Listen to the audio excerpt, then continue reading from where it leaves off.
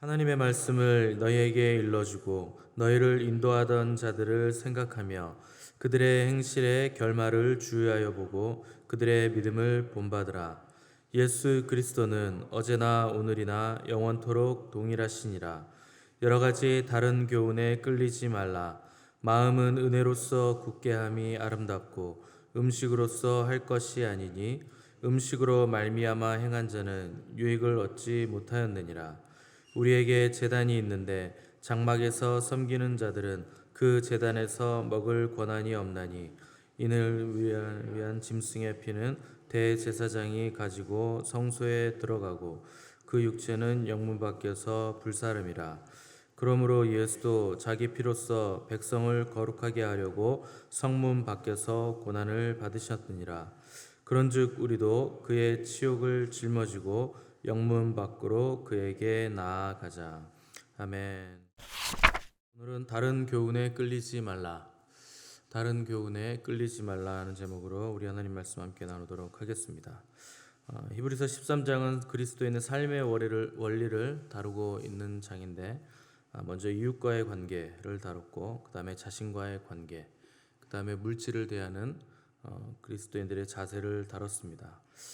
오늘 본문은 그리스도인과 하나님의 관계는 어떠해야 되는가 하는 것을 이제 다루는 구절들입니다. 우리 10절에서 12절을 보시면 우리에게 제단이 있는데 장막에서 섬기는 자들은 그 제단에서 먹을 권한이 없나니 이는 죄를 위한 짐승의 피는 대제사장이 가지고 성소에 들어가고 그 육체는 영문 밖에서 불사름이라. 그러므로 예수도 자기 피로써 백성을 거룩하게 하려고 성문 밖에서 고난을 받으셨느니라. 이렇게 제사 제도에 대해서 소개를 하고 있습니다. 히브리서는 신약의 레위기라고 할 정도로 제사에 관한 내용들을 자세하게 다루고 또 그만큼 많이 나오는데 이 구약의 제사에 따르면 하나님께 바쳐지는 모든 것들은 거룩하다 이렇게 표현을 했습니다. 거룩하기 때문에 하나님께 바쳐진 것들은 사람들이 함부로 취할 수가 없었습니다. 왜 그런가? 거룩이라는 말 자체가 따로 떼어놓은 것, 무엇을 위해서 떼어놓은 것인가? 하나님께 드리기 위해서, 하나님께 바치기 위해서 따로 떼어놓은 것이기 때문에 함부로 사람들이 그것을 취할 수가 없었다 하는 것입니다. 특별히 아무리 좋은 고기라 해도 하나님께 바쳐진 이 고기들은 향기로운 제사이기 때문에 사람이 함부로 먹을 수 없었습니다. 그래서 이 제사를 잘 보시면 바쳐진 짐승의 피는 대제사장이 지성소 안으로 가지고 들어가서 씻는 데 사용하고 또 나머지는 진영 밖으로 가져가서 반드시 불살라야 됐습니다. 이런 제사 제도는 신약에서 영원한 속죄의 제물 대신 예수님을 상징하는데 우리 주님께서도 자신의 피를 하나님께 드리심으로 단번에 속죄를 이루셨고 또 구약의 제사와 똑같이 예루살렘 진영 밖에서 십자가의 고난을 받으셨음을 보여주는데 왜 예수님이 영문 밖에서 십자가의 고난을 받으셔야만 했는가? 12절 보시면 자기 피로써 백성을 거룩하게 하시려고 성문 밖에서 고난을 받으셨다 이렇게 기록을 했습니다. 왜 예수님이 사람의 몸을 입으시고 이 땅에 오셨는가? 우리를 거룩하게 하시기 위해서 이 땅에 오신 것입니다. 왜 예수님이 십자가에서 고난을 당하셨는가? 우리의 거룩을 위해서 우리를 거룩하게 하시려고 십자가에서 고난을 당하셨다 하는 겁니다. 구약의 제사와 정결 규례들은 하나님의 백성들이 거룩을 상실했을 때 회복되는 방법을 설명한 것인데 이 거룩을 회복하는 중심에 제물과 피가 있었습니다. 근데 그 모든 제물과 피는 예수님의 제물이 되셔서 피를 흘리심으로 우리의 거룩을 회복시켜 주실 것을 미리 보여주신 것입니다. 그러니까 하나님께서 그분의 백성이 거룩하기를 원하신다. 그런데 얼마나 우리가 거룩하기를 원하시는가? 자기 아들을 아끼지 아니하시고 우리 모든 사람을 위해서 내어 주셨을 만큼 우리의 거룩을 원하신다 하는 겁니다. 이 거룩하게 된 자들을 성도, 거룩한 백성이라 이렇게 부르는 겁니다. 그럼 거룩하게 됐으니까 이제 우리는 뭐 다 된 것인가? 가만히 있으면 되는가? 그렇지 않습니다. 우리가 히브리서 내내 휘장 뒤로 들어가신 예수 그리스도에 대해서 자세하게 다뤘는데, 예수님은 누구든지 나를 따라오려거든 자기를 부인하고 자기 십자가를 지고 나를 따를 것이라, 이렇게 말씀하셨듯이 거룩하게 된 우리도 그만 있으면 되는 것이 아니라 예수님을 따라서 휘장 뒤로, 예수님을 따라 안으로 들어가야 된다 하는 겁니다. 누구든지 휘장 넘어 주님을 따라가려고 하는 자들은 먼저 자기를 부인해야 되고, 또 자기 십자가를 지고 휘장 넘어 영광의 영역으로 주님을 따르는 삶을 반드시 살아야만 하는 겁니다. 그래서 히브리서 6장 20절 보시면, 그리로 앞서가신 예수께서 멜기세덱의 반차를 쫓아 영원히 대제사장이 되어 우리를 위하여 들어가셨느니라, 이렇게 기록을 했습니다. 거듭 말씀드리지만 주님께서 휘장 너머로 앞서 들어가셨다 하는 것은 따라 들어오라는 뜻입니다. 그래서 앞섰다라는 표현이 나오는 겁니다. 그래서 베드로 사도도 이를 위하여 너희가 부르심을 받았으니 그리스도도 너희를 위하여 고난을 받으사 너희에게 본을 끼쳐 그 자취를 따라오게 하셨느니라, 이렇게 기록을 했습니다. 예수님이 휘장을 찢고 들어가신 것처럼 우리도 우리 육체의 휘장을 찢고 반드시 예수님을 따라가야 됩니다.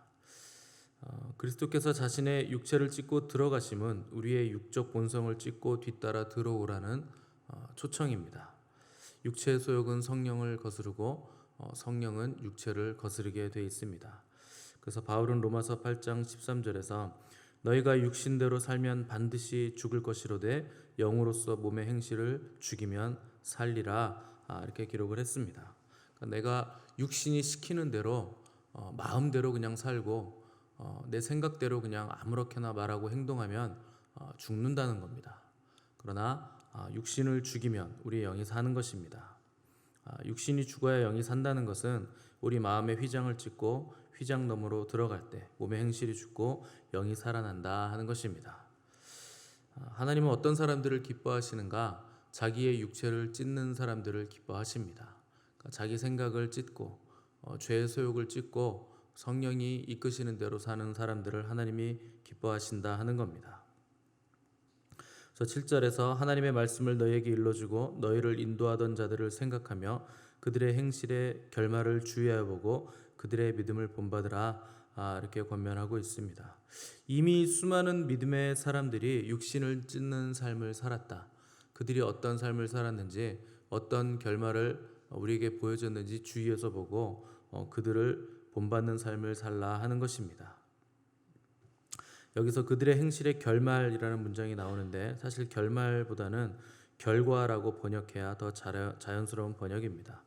그들의 행실의 결과를 주의하여 보고 그들을 본받아라, 이런 뜻입니다.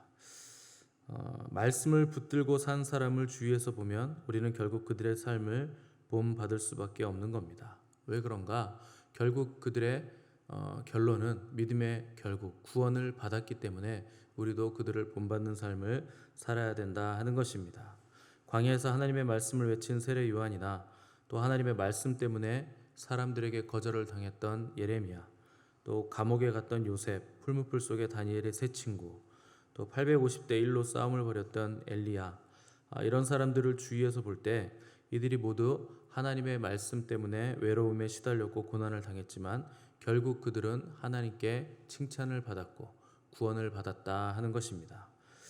그래서 우리가 하나님의 말씀을 믿는다면 우리도 그들이 걸어간 길을 똑같이 걷게 될 것이고 고난을 당하게 될 것이지만 하나님의 말씀이 우리를 위로하고 살리고 결국 우리를 승리케 하신다 하는 것을 우리도 경험하게 되는 것입니다. 그래서 8절 보시면 예수 그리스도는 어제나 오늘이나 영원토록 동일하시니라, 이렇게 기록을 했습니다. 과거에 진리 되신 주님을 붙잡은 사람들이 승리를 얻었고 그들이 구원을 얻은 것처럼 오늘을 살아가는 우리도 진리 되신 주님과 그분의 말씀을 붙잡으면 주님은 우리에게 승리를 주실 것이고 우리 또한 구원의 복을 받게 될 것이라 하는 것입니다. 그때나 지금이나 변함없이 그분의 말씀만이 우리 영혼의 양식이며 그분의 말씀만이 믿음을 지킬 수 있는 능력을 우리에게 공급해 주신다 하는 겁니다. 9절 보시면 여러 가지 다른 교훈에 끌리지 말라. 마음은 은혜로서 굳게 함이 아름답고 음식으로서 할 것이 아니니 음식으로 말미암아 행한 자는 유익을 얻지 못하였느니라. 이렇게 기록을 했습니다. 여기 여러 가지 다른 교훈에 대해서 음식에 관해서 지금 얘기를 했는데, 당시에 활개를 치던 이단 사상 중에 하나가 음식에 관한 엄격한 규정을 통해서 신령해진다 하는 가르침이 있었기 때문에 이런 구절이 나온 겁니다. 그런데 성경은 음식이 사람을 거룩하게 하거나 악하게 만들지 못한다, 이렇게 말씀하고 있습니다. 오히려 왜 사람이 방자해지고 악해지는가? 사람에게 말씀이 없기 때문에, 하나님의 말씀을 그 마음에 두지 않기 때문에 사람이 악해지고 방자해진다 하는 것입니다. 그래서 시편 119편 9절 보시면 청년이 무엇으로 그 행실을 깨끗게 하리이까? 주의 말씀을 따라 삼갈 것이니이다. 내가 주께 범죄치 아니하려 하여 주의 말씀을 내 마음에 두었나이다. 이렇게 시편 기자가 고백을 했습니다. 마음을 아름답게 지키는 방법은 무엇인가? 주의 말씀을 마음에 두는 것입니다. 그래서 항상 말씀을 마음에 두고, 항상 말씀을 듣고, 항상 말씀을 묵상하고 말씀을 지키기 위해서, 깨닫기 위해서 몸부림치는 자들은 아름다운 삶을 살게 된다 하는 것입니다. 우리가 범죄하지 않는 방법은 말씀을 마음에 새기는 겁니다. 마음에 무엇이 있느냐가 결국 그의 삶과 죽음과 영혼을 결정하게 되는 것입니다. 그래서 같은 장소, 같은 시간을 사는데도 한 사람은 쓰레기만 가득한 삶을 만들고, 또 다른 사람은 꽃이 가득한 정원을 만드는데 그 이유는 무엇인가? 마음에 무엇을 담고 있는가 하는 것으로 그런 차이가 난다 하는 것입니다. 결국 믿음이란 마음의 싸움이거든요. 내 몸과 마음과 생각에 무엇이 있는가 하는 것이 믿음의 싸움입니다. 그래서 올바른 믿음을 가지려면 올바른 말씀을 들어야 됩니다. 믿음은 들음에서 나기 때문에 오늘 우리가 어떤 소리를 듣고 있는가, 어떤 말씀을 듣고 있는가가 오늘 우리의 삶을 결정하는 겁니다. 그런데 세상에는 수많은 소리들이 있습니다. 하나님은 끊임없이 우리에게 말씀하시지만 우리가 하나님의 말씀을 듣지 못하는 이유는 첫 번째는 세상의 소리가 너무 크기 때문에 그렇습니다. 내 귀가 세상에 열려 있기 때문에 하나님의 말씀이 들리지 않는 것이고, 그 다음으로는 내 목소리가 하나님의 소리보다 크기 때문에 하나님의 말씀이 나에게 들리지 않는다 하는 것입니다. 여러분, 하나님의 음성을 들으시기 바랍니다. 그분의 음성을 들으려면 세상의 소리가 닫혀야 되고 내 목소리도 잠잠해져야 됩니다. 그래서 반드시 골방으로 들어가서 하나님과 1대1로 교통하는 시간이 있어야 됩니다. 수많은 믿음의 사람들이 말씀을 듣고 행하는 삶을 살면서 기꺼이 고난을 선택하는 삶을 살았습니다. 왜 고난을 자꾸만 얘기하는가? 진리의 말씀이 참된 자유를 주고 그 자유로 다시 말씀을 선택하고 주님을 선택하기 때문에, 그 과정에서 자유를 얻기 때문에 고난도 얼마든지 감수할 수 있게 되기 때문에 그렇습니다. 참된 자유, 진짜 자유란 고난이 없는 삶이 아니라 고난 중에서도 기쁨을 선택하는 삶이 참된 자유의 삶입니다. 주님 외에 다른 것을 선택하면 자유를 다 빼앗기게 되어 있습니다. 그러나 말씀이 우리에게 참된 자유를 주고 그 자유로 주님을 선택할 때 다시 우리에게 참된 자유가 내려오게 되는 것입니다. 믿음이란 예수 그리스도를 아는 것이고 그분의 음성을 듣는 것이고 그분의 말씀을 묵상하는 것이고 그 말씀을 먹는 것이고 그 말씀을 읽는 것이고 그 말씀을 끝까지 따라가는 것입니다. 믿음의 뿌리도 예수 그리스도시고 믿음의 목표도 예수 그리스도시고 믿음의 방향도 예수 그리스도시며 결국 믿음의 완성도 우리 구주 예수 그리스도십니다. 그분이 존재의 근원이시고 그분이 생명의 시작이시고 그분이 모든 것의 출발이십니다. 진정으로 계신 분은 우리 주님밖에 없습니다. 그분을 붙잡아야 우리도 진정으로 존재하게 되는 것입니다. 그분을 만나고 그분을 붙잡고 그분과 동행함으로 날마다 기적을 체험하시고 하늘의 영광과 축복을 누리시는 저와 여러분의 삶이 되시기를 간절히 바랍니다. 함께 기도하겠습니다.